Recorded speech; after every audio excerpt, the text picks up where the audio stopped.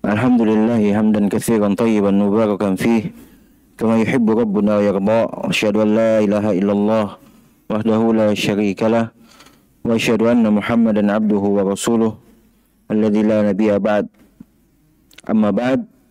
Alhamdulillah, kembali kita lanjutkan pelajaran kita dengan mempelajari ilmu fikih dasar dengan membaca buku Ad-Durrul Bahiyah fil Masail al-Fiqhiyah yang ditulis, dikarang, yang disusun oleh Syekh Muhammad bin Ali bin Muhammad yang kita kenal dengan Al-Imam Asy-Syaukani Al-Yamani rahimahullahu ta'ala.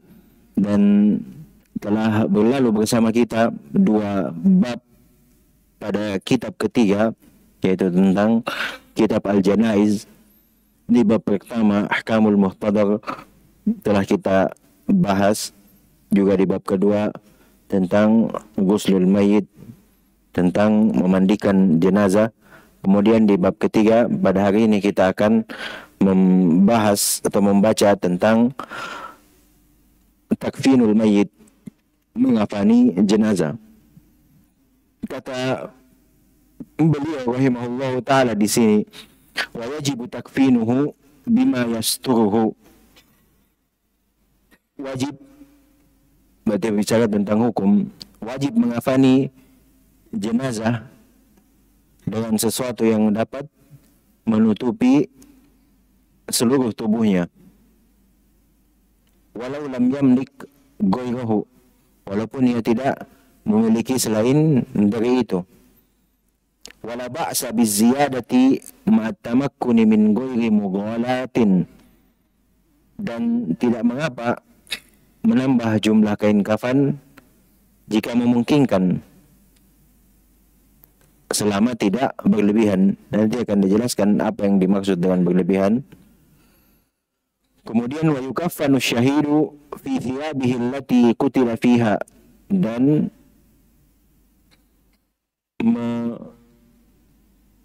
mengafani asyahid untuk orang yang mati syahid di medan perang, itu dikafani dengan thiyabihi allati qutila fiha, dengan pakaian yang ia kenakan ketika terbunuh. Wa nudiba tatyibu badanil mayyiti wa kafani, dan disunnahkan, dianjurkan memberi wewangian pada tubuh jenazah dan kafannya.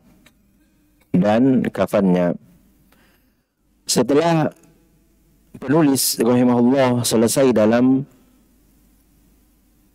pembahasan tentang memandikan jenazah di pertemuan sebelumnya, maka sekarang penulis berpindah menjelaskan tentang mengafani jenazah.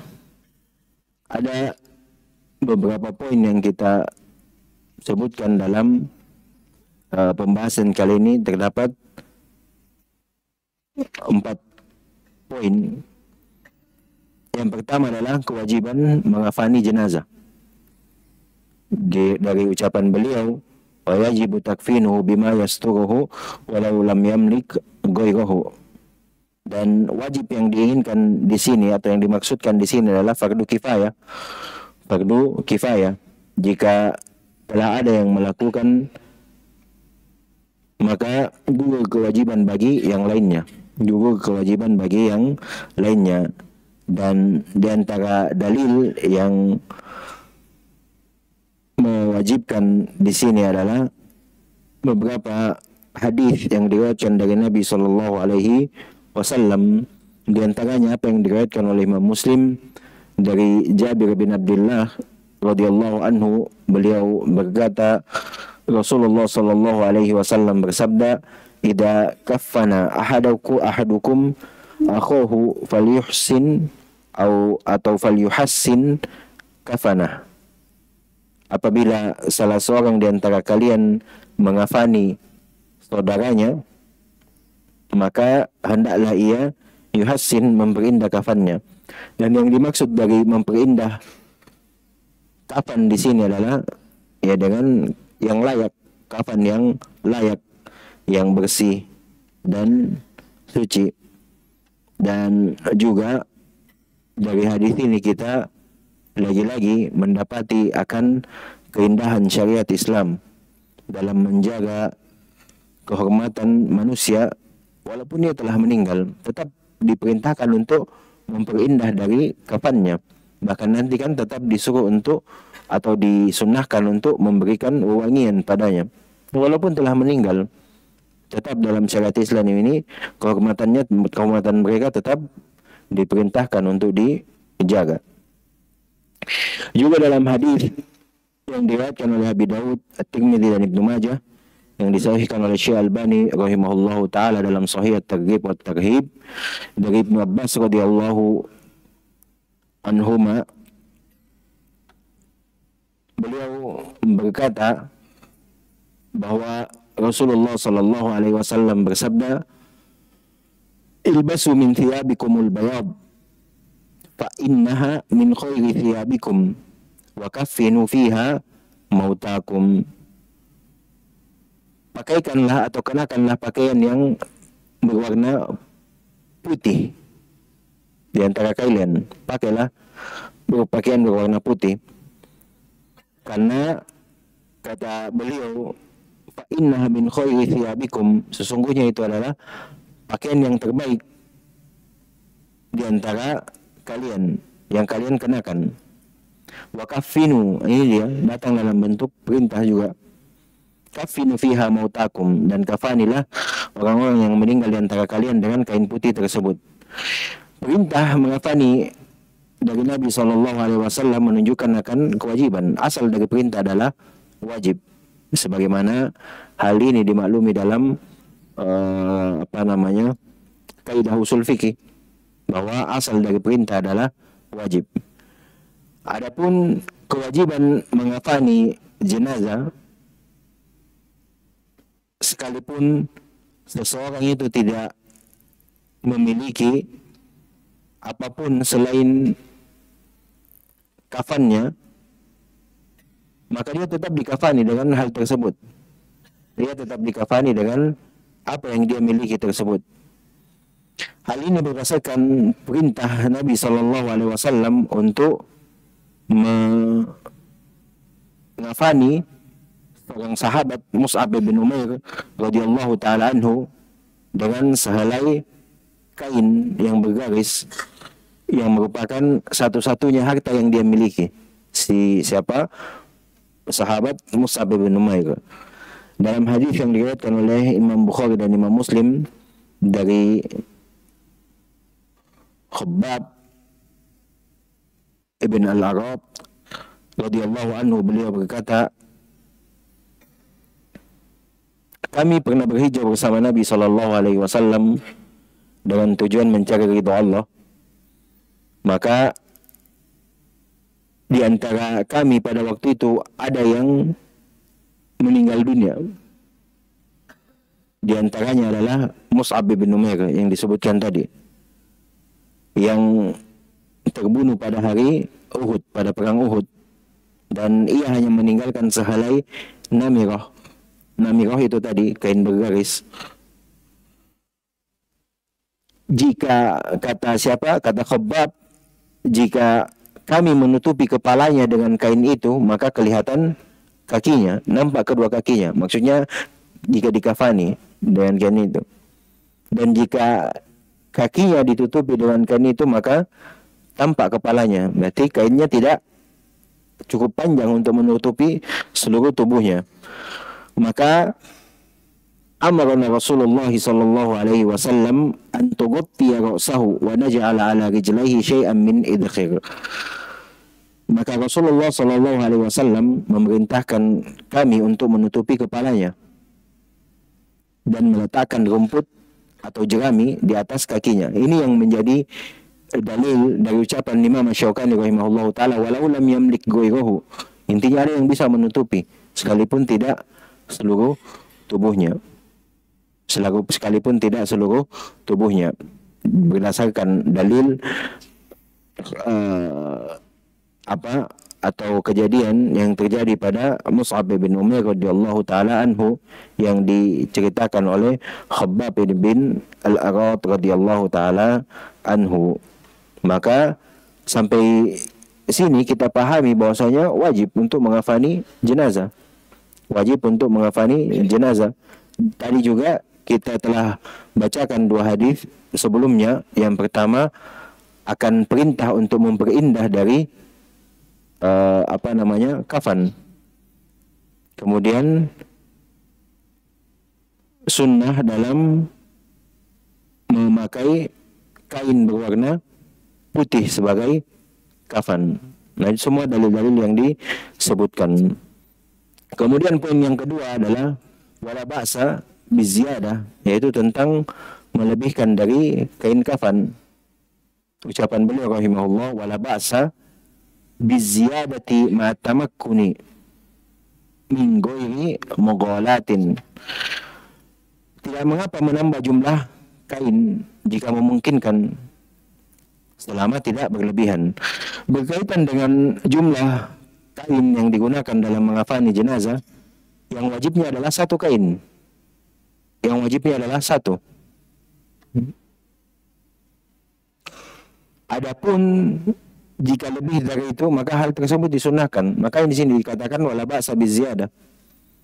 Tidak apa-apa untuk lebih, bahkan hal tersebut disunahkan karena Rasulullah Sallallahu Alaihi Wasallam dikafani dengan 3 kain kafan. Selanjutnya tentang kafan, yang wajibnya adalah 1, dan lebih dari itu hal tersebut disunahkan, sebagaimana Nabi Sallallahu Alaihi Wasallam dikafani dengan 3 kain kafan dalam hadis yang diriwayatkan oleh Aisyah radhiyallahu taala anha dalam riwayat Imam Bukhari. Kata beliau radhiyallahu taala anha, laqultu ala Abi Bakr radhiyallahu anhu faqala fi kam kaffantumun Nabi sallallahu alaihi wasallam. Aisyah radhiyallahu taala anha pernah menemui Abu Bakar radhiyallahu taala anhu, kemudian beliau bertanya, berapa lembar kain kalian mengafani Nabi sallallahu alaihi wasallam? Maka Aisyah radhiyallahu taala anha menjawab, fi thalathati athwabin bidin sahuliyatin laisa fiha qamisun wala imamah. Dengan 3 lembar kain putih. Athwabin bidin sahuliyah. Sahuliyah adalah kain kain katun dibuat di Yaman. Kemudian kata beliau, laisa fiha qamisun wala imamah. Tidak ada komis dan tidak ada imamah, tidak ada gamis dan tanpa sorban, tidak ada imamah. Dan adapun larangan yang disebutkan oleh Asy-Syaukani rahimahullah taala min ghairi mughalatin, dan tidak boleh berlebihan, itu maksudnya adalah berlebihan dalam mengafani, tidak boleh menggunakan kafan yang harganya mahal, yang mungkin dari sutra atau apa segala macam. Pokoknya yang pertengahan, yang cukup, intinya dia putih, bersih, indah dan layak, maka itu sudah cukup.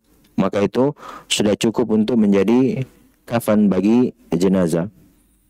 Kemudian poin yang ketiga adalah tentang kekhususan para syuhada. Kata beliau, wa yukaffan asy-syahidu fi thiyabihi allati qutila fiha. Adapun syuhada, orang yang mati syahid di medan perang, mereka dikafani dengan pakaian yang ia kenakan ketika terbunuh. Dalam hadis yang diriwayatkan oleh Imam Ahmad, yang Imam Asy-Syaukani rahimahullahu taala dalam buku beliau yang lain, Nailul Awtar, menilai hadis ini adalah hadis yang sahih dari Abdullah bin Tha'labah radhiyallahu anhu. Beliau berkata bahwa Rasulullah sallallahu alaihi wasallam saat perang Uhud, beliau bersabda, zammiluhum fi thiyabihim, selimutilah, kafanilah mereka dengan thiyabihim, dengan pakaian mereka. Kemudian beliau menguburkan Abdullah bin Tha'labah, kemudian berkata, wa ja'ala yadfinu fil qabri rahta. Nabi sallallahu alaihi wasallam menguburkan beberapa orang dalam satu liang kubur.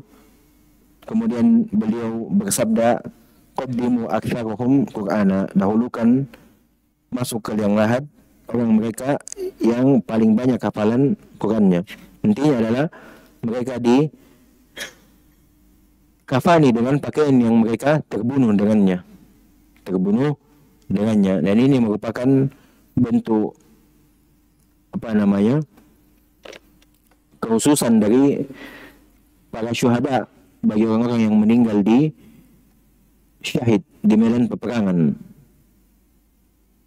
Mereka dikafani dengan pakaian mereka yang dikenakannya saat meninggal.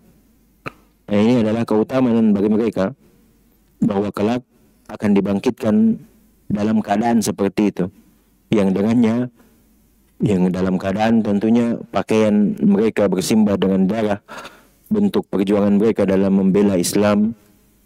Dan kita pada hari ini tidak perlu seperti itu. Bentuk jihad kita ini ya di sini. Termasuk bentuk jihad kita. Duduk di majelis ilmu, berapa jam juga paling sebentar sekali. 1 jam, 2 jam paling. Kalaupun mau 6 jam itu tidak apa-apa. Itu masih terhitung sebentar. Saya tidak tahu bagaimana kalau kita hidup di zaman tersebut. Mungkin kita yang lari bersembunyi, bukan yang maju di medan perang di depan membela agama Allah Subhanahu wa taala bersama Rasulullah sallallahu alaihi wasallam. Ini bentuk kelemahan kita, dan tentunya kita memohon ampunan kepada Allah Subhanahu wa taala akan hal tersebut. Lihatlah bagaimana mereka para syuhada yang meninggal kelak akan dibangkitkan dengan pakaian yang mereka kenakan, yang menjadi saksi atas pengorbanan mereka di jalan Allah Subhanahu wa taala. Kemudian poin yang keempat, yang terakhir adalah tentang sunnah-sunnah dalam mengafani. Kata beliau, wanudiba tatibu badanil mayyiti wa kafanih, dan disunnahkan memberi wewangian pada tubuh jenazah dan kain kafannya. Dan ini tentunya berdasarkan hadis yang diriwayatkan oleh Imam Ahmad, yang disahihkan oleh Syekh Albani rahimahullah taala dalam Sahih Al-Jami' As-Saghir dari Jabir bin Abdullah radhiyallahu anhu, bahwasanya beliau berkata, Rasulullah sallallahu alaihi wasallam bersabda, "Idza ajmartumul mayyita fa ajmiruhu thalatha." Apabila kalian memberi wangian kepada jenazah, maka berilah sebanyak 3 kali. Dan juga sebagaimana kaidah dalam memperlakukan jenazah, yaitu sebagaimana mereka diperlakukan tatkala mereka hidup. Ketika orang yang masih hidup tentu menyukai wewangian, maka setelah meninggal pun tetap diberi wewangian. Singkat sekali apa yang disebutkan oleh Imam Syukani rahimahullah taala dalam atau tentang mengafani mayit ini. Tidak disebutkan tentang sebagaimana mandi kemarin ya, tidak disebutkan tentang tata caranya, kaifiatnya, namun tidak mengapa, sebagai pelengkap pembahasan tentang hal tersebut kami memiliki beberapa catatan tentang pembahasan tambahan terhadap mengafani jenazah. Mungkin muncul pertanyaan yang pertama, siapa yang wajib mengafani atau menyiapkan kafan bagi jenazah? Dan disebutkan oleh para ulama rahimahullahu taala, yang pertama adalah si jenazah itu sendiri. Jika ia memiliki harta yang ditinggalkan, maka, dan sudah kita singgung juga sebelumnya, bahwa harta peninggalan dari jenazah itu tidak boleh langsung dibagi. Pertama dipakai dulu untuk menyelenggarakan jenazahnya, termasuk membeli kain kafan kalau ada harta yang ditinggalkan. Kemudian yang kedua adalah terkait harta jenazah ya, menunaikan hutangnya. Yang ketiga adalah wasiat. Yang keempat baru warisan, baru dibagi untuk sebagai warisan. Jadi terkait kain kafan itu dibeli dari harta peninggalan orang yang meninggal. Yang pertama, jika tidak ada, maka dari orang yang wajib menafkahinya atau ahli warisnya. Yang wajib menafkahinya bisa misalkan seorang anak meninggal, maka ayahnya atau orang tuanya yang membiayai kafannya. Atau jika seorang ayah meninggal atau seorang tua meninggal, maka ahli warisnya yang menyiapkan kafannya. Dan kalaupun tidak ada, maka dari Baitul Mal atau dari kaum muslimin yang mampu, yang ingin berbuat baik dalam hal tersebut. Itu tingkatan untuk bagi siapa yang wajib menyiapkan kafan bagi jenazah. Kemudian tentang kita lihat, tentunya tidak sama bagi kita tentang mengikat kain kafan. Ya kan, setelah dikafani mayit itu diikat. Jangan sampai dikira itu adalah hal yang sunnah. Tidak, itu bukan hal yang disunnahkan ya. Tapi hal tersebut dibolehkan. Kenapa? Agar kain kafan itu tidak terbuka setelah mengafani jenazah. Karena dibolehkan, maka pengikat ini digunakan sesuai kebutuhan saja, tidak berlebihan. Dan tidak ada aturan tertentu tentang berapa banyak yang dibutuhkan. Ya disesuaikan saja. Misalkan tinggi badannya mungkin jenazah yang agak tinggi, ya tentunya membutuhkan lebih banyak beberapa ikatan dibandingkan dengan orang yang lebih rendah darinya.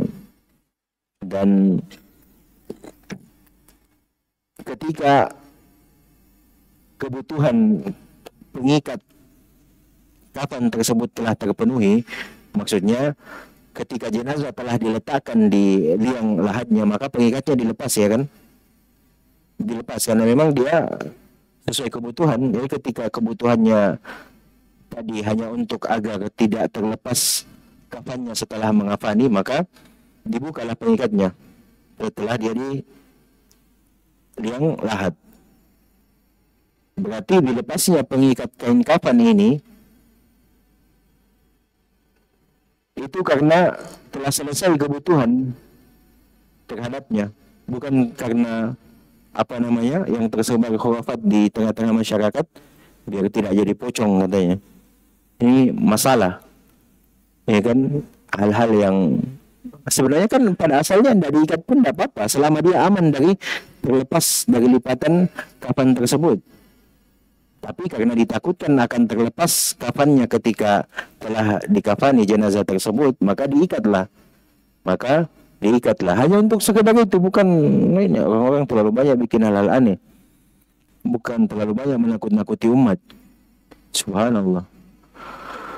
Bukan karena khurafat. Ya memang karena sudah kita tidak butuh lagi, makanya dibuka kainnya. Dibuka pengikatnya. Dibuka pengikatnya. Kemudian di sini kami buatkan sedikit catatan ringkas tentang mengafani jenazah yang dinukil apa yang disebutkan oleh Ibnu Qudamah rahimahullah taala dalam Al-Mughni. Kami sebutkan beberapa poin dalam hal tersebut. Poin pertama adalah persiapan sebelum mengafani. Persiapan sebelum mengafani. Yang di bawah poin pertama ini terdapat beberapa poin lagi, yaitu persiapannya adalah pertama, tentunya jenazah telah dimandikan, kecuali yang mati syahid ya. Jenazah telah dimandikan dan dilap hingga kering. Terus tubuh jenazah ditutupi dengan kain, ya agar auratnya tidak terlihat, agar auratnya tidak terlihat, tidak tersingkap. Itu poin yang pertama. Poin yang kedua adalah menyiapkan kain kafan, tentunya.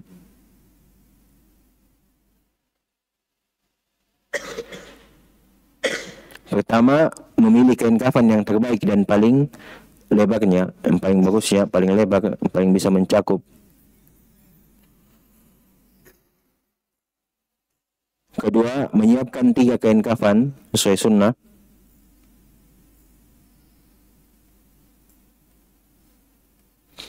kemudian menyiapkan wewangian, kemudian menyiapkan tali untuk mengikat kafan agar tidak terlepas. Ini jika dibutuhkan. Jika merasa aman dari keterlepasan, maka tidak apa-apa, tidak dipakai. Poin yang ketiga, menyusun 3 lapis kain kafan, maksudnya disimpan dulu di lantai atau di tempat yang akan digunakan untuk mengafani jenazah. Jadi kain yang telah disiapkan tadi 3 itu disusun, atau sebelumnya tali yang kita siapkan untuk mengikat tadi dibentangkan terlebih dahulu. Misalkan di bagian kaki 1, di bagian tengah dada atau perut 1, bagian kepala juga 1 bisa. Intinya sesuai dengan kebutuhan. Tidak ada batasan bilangan tertentu. Karena dia bukan hal yang disunahkan, dia sesuai dengan kebutuhan, karena kebutuhan saja. Kemudian setelah kainnya, maka dihamparkan kain pertama. Setelah tali, dihamparkan kain yang pertama di atasnya. Dan ini kalau ketiga kain tersebut berbeda-beda, maka cari yang lebih bagusnya. Tapi kalau sama, maka tidak apa-apa, boleh saja menempatkan di mana saja, pertama, kedua, atau ketiga, jika jenis kainnya sama. Tapi kalau jenis kainnya berbeda, maka yang paling pertama itu dihamparkan adalah yang paling bagusnya. Dan yang paling bagusnya, karena ini nanti yang akan menjadi kafan yang paling luarnya kan, karena dia yang paling bawah. Boleh memberi wewangian pada kain tersebut. Kemudian kain kedua di atasnya, kain kedua lalu diberi wewangian lagi. Kemudian kain ketiga di atas 2 lapisan tersebut, dan berarti ini yang ketiga yang langsung bersentuhan dengan jenazah, dan boleh juga diberi wewangian. Kemudian poin yang keempat yaitu meletakkan jenazah di atas kain kafan.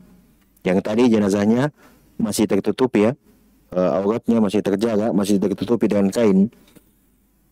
Yang keempat, meletakkan jenazah di atas kain kafan. Pertama, diletakkan dulu kapas yang cukup besar untuk pada bagian pantat jenazah, kain yang melapisi kapas yang melapisi dari kain kafan. Diletakkan dulu kapas di atas tersebut pada posisi pantat jenazah. Lalu jenazah diletakkan terlentang di atas kain kafan. Nah, ini masih dalam keadaan tertutup ya. Di poin pertama tadi, jenazah masih ditutupi dengan kain agar auratnya tidak terlihat. Diletakkan di atas kain kafan. Kemudian bagian kain di kepala itu dibuat lebih panjang. Maksudnya sisa kafan dibuat lebih panjang daripada bagian kaki, dibandingkan dengan bagian kaki. Nah, setelahnya yang terakhir, poin kelima adalah ya bagaimana kaifiat atau cara melipat kain kafan.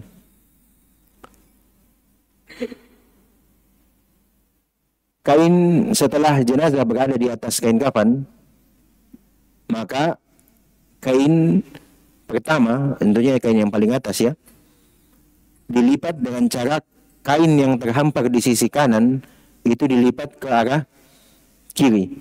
Bagaimana praktekkan ini? Hah? Lihat YouTube deh, banyak jadi YouTube. Tisu. Mana jenazahnya? Pensil. Katakanlah begini ya. Pendek sekali ininya. Begini. Sebelah kanannya jenazah kan yang ini. Ya kan? Berarti ini kain pertama. lipat ke arah kiri. Dilipat ke arah kiri sana. Begitu saja, lipat biasa ke arah kiri. Kemudian dari kiri ini tentunya kan, ini kenapa begini? Nanti yang bagian di sininya ini dijepit, yang di ujung dijepit bagian bawah kepala sama bagian bawah kaki. Itu biar tidak terlepas. Seperti itu. Kemudian setelahnya dari yang kiri lagi seperti itu. Seperti itu juga. Dilipat ke kanan. Kain yang terhampar di kiri ini, tadi setelah kanan pertama ke kiri, berarti keduanya kiri ke kanan. Kiri ke kanan. Diselipkan juga di dalam atau apa di bawah kepala agar tidak terbuka kembali, dan di bawah kaki, dan di bawah kaki. Itu yang pertama. Atau sebelum sebelum diselipkan yang pertama tadi, yang kanan, kain kanan dilipat ke kiri, sebelum diselipkan itu, sebelum diselipkan atau tidak diselipkan, diselipkan yang keduanya. Sebelum diselipkan yang dari kiri ke kanan,